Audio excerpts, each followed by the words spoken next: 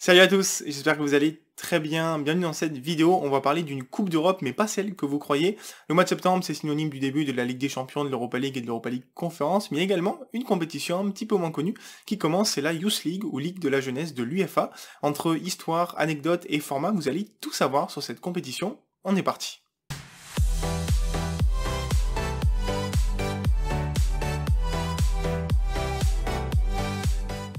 Allez, on va commencer avec un petit peu d'histoire, mais ce sera assez court parce que la Ligue de la jeunesse est relativement jeune en tant que compétition. La Youth League date en fait de 2013, année où l'ECA, donc l'Association Européenne des Clubs, demande à l'UEFA de créer une Ligue des Champions pour les équipes de jeunes. L'UEFA va accepter directement et mettre en place cette compétition en 2013-2014. Le format à l'époque est assez simple et ce sera le même pour la saison suivante. Il y aura 32 équipes, celles qui participent à la Ligue des Champions, qui vont envoyer leur section U19, ou moins je crois, s'il n'y avait pas de section U19 à ce moment-là, pour faire une phase de groupe équivalente à celle de la Ligue des Champions. Ça va être les mêmes équipes dans les mêmes groupes.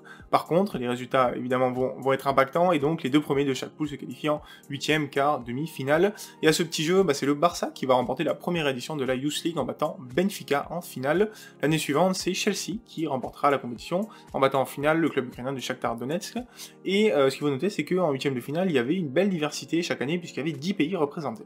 Et donc à partir de la saison 2015-2016, il va y avoir un gros changement du format, tout simplement parce qu'en fait les 32 équipes qui participaient à la Youth League étaient qualifiées sans même qu'il y ait de critères par rapport aux championnats nationaux U19, U18 ou U17. Donc une équipe qui pouvait être 17ème de son championnat U19 pouvait quand même intégrer la Youth League parce que le club principal était qualifié en Ligue des Champions. Donc pour remédier à ça, il ne va plus y avoir 32 mais 64 équipes qualifiées en Youth League. D'un côté, donc il y aura toujours les 32 équipes qui sont les sections U19 des clubs qualifiés en Ligue des Champions. Et de l'autre, il y aura les vainqueurs des championnats U19, U18 ou U17 en fonction des pays, des 32 meilleurs pays à l'indice UEFA sur les 55. Et donc on peut penser que c'est un petit peu injuste, puisque il y a certains pays qui n'ont pas du tout accès à la Youth League. En fait, c'est un petit peu plus complexe que ça, puisque vous imaginez bien qu'il y a certains champions U19 nationaux qui sont déjà qualifiés en fait via la voie de la Ligue des Champions, et donc ça libère des places. Également, cette année, on a la Russie qui est exclue, donc le champion U19 de la Russie n'est pas qualifié, et on a encore le Liechtenstein, par exemple, qui n'a pas de championnat jeune, et donc ça fait des places libérées. Et ce qui a été décidé au niveau de l'UEFA, c'est que si il y a un des champions des 32 meilleurs pays à l'indice UEFA qui n'est pas qualifié, et ben on prend le champion U19 du pays classé après, donc le 33e.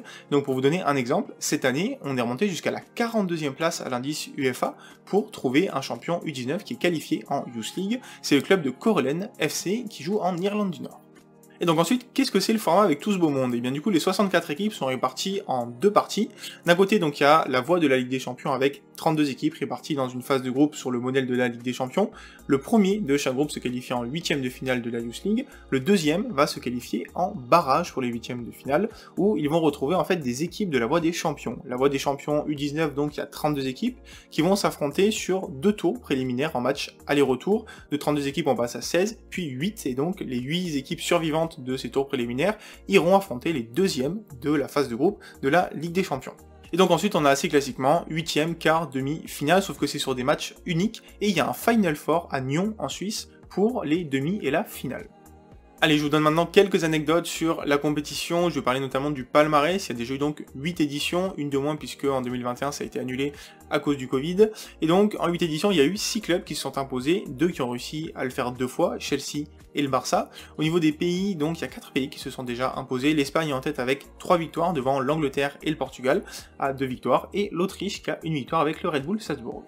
La France, de son côté, a déjà disputé une finale via le Paris Saint-Germain en 2016. C'est pas incroyable, mais c'est déjà mieux que l'Allemagne, l'Italie ou encore les Pays-Bas qui n'ont toujours pas disputé de finale de Youth League. Benfica a toujours le record de défaites en finale avec 3, mais a un petit peu lavé l'affront l'année dernière en atomisant 6 buts à 0 le Red Bull Salzbourg en finale. Il n'y a aucune finale qui est allée jusqu'aux prolongations et au tir au but pour le moment. Et là, je vous montre un petit peu le classement des meilleurs buteurs de l'histoire de la Youth League, et vous pouvez voir qu'il y a quelques joueurs qu'on reconnaît, je pense notamment à Curtis Jones ou encore Jean-Kevin Augustin, Tammy Abraham, et d'autres qui sont beaucoup moins connus aujourd'hui, qui n'ont pas fait les carrières qu'on aurait pu imaginer vu leurs stats en Youth League, donc je trouve ça toujours assez intéressant à regarder. Alors de mon côté, moi je suis pas forcément très fan du format actuel parce que il y a peu de place finalement pour les champions U19 pour réussir à aller jusqu'au bout, puisque voilà, ils ont 8 places en barrage contre 8 places en barrage plus 8 directement en huitième de finale pour la voie de la Ligue des Champions. Et ça se vérifie un petit peu par la statistique, puisque sur les 8 vainqueurs de la Youth League, pour l'instant, il n'y en a que 2 qui étaient champions U19 de leur championnat. Même les clubs qui étaient champions U19 et qui ont quand même disputé la voie de la Ligue des Champions sont pas allés au bout non plus. Les 2 clubs qui se sont imposés en Youth League en étant champions U19 de leur pays, donc c'est le Red Bull Salzbourg en 2017 et le FC Porto en 2019. Et autre anecdote, et bien pour l'instant on n'a toujours pas trouvé de vainqueur de la Youth League qui était le même club que le vainqueur de la Ligue des Champions. Et donc du coup, si je parle un petit peu de la saison en cours, la compétition a commencé en même temps que la C1, la C3 et la C4. La France a envoyé donc 3 pays cette année, le PSG et l'OM en voie de la Ligue des Champions, et le FC Nantes du coup qui était vainqueur du championnat U19. En tant que fan FC Nantes, d'avoir une équipe en Europa League et une en Youth League, c'est quand même une saison assez exceptionnelle. Alors la France n'est pas le pays le plus représenté, on a l'Allemagne avec 5 clubs, mais également l'Italie, l'Angleterre, l'Espagne qui ont 4 clubs chacun. À noter par exemple qu'un pays comme l'Écosse a quand même 3 représentants, je trouve ça assez sympa. En termes de calendrier, ça a commencé le 6 septembre pour la voie de la Ligue des Champions, ça va être assez intense jusqu'à la fin de l'année. La phase finale se déroulera, elle, en 2023, avec le Final Four, donc, entre les 21 et 24 avril. Et du coup, en termes de dotation financière, il se passe pas grand chose. On est à l'autre extrême de la Ligue des Champions, la vraie, qui brasse des milliards et des milliards. Ici, il n'y a aucune dotation financière. Simplement, l'UEFA prend quand même en charge le déplacement et le logement des joueurs à l'extérieur, du coup, pour les déplacements. Et l'UEFA prend également en charge l'organisation du Final Four dans son entièreté. Mais pour le vainqueur, globalement, il y aura un trophée et 40 médailles d'or, avec 40 médailles d'argent pour le finaliste. Et je termine par vous parler du coup du trophée qui a un nom, c'est le trophée Leonard Johansson, hommage en fait au président suédois de l'UEFA de 1990 à 2007, à qui on doit notamment la mise en place de la Ligue des Champions et la disparition de la C2. Et donc c'est sur ces quelques anecdotes que je vais terminer cette vidéo sur la Youth League, assez courte puisque la compétition est encore assez jeune, mais il y a déjà pas mal de trucs intéressants, notamment par son format. Et donc j'espère que cette vidéo vous aura plu. Je vous rappelle que la Youth League est disponible sur beIN Sport jusqu'en 2024 et qu'il y a pas mal de choses intéressantes à regarder, beaucoup de joueurs à découvrir.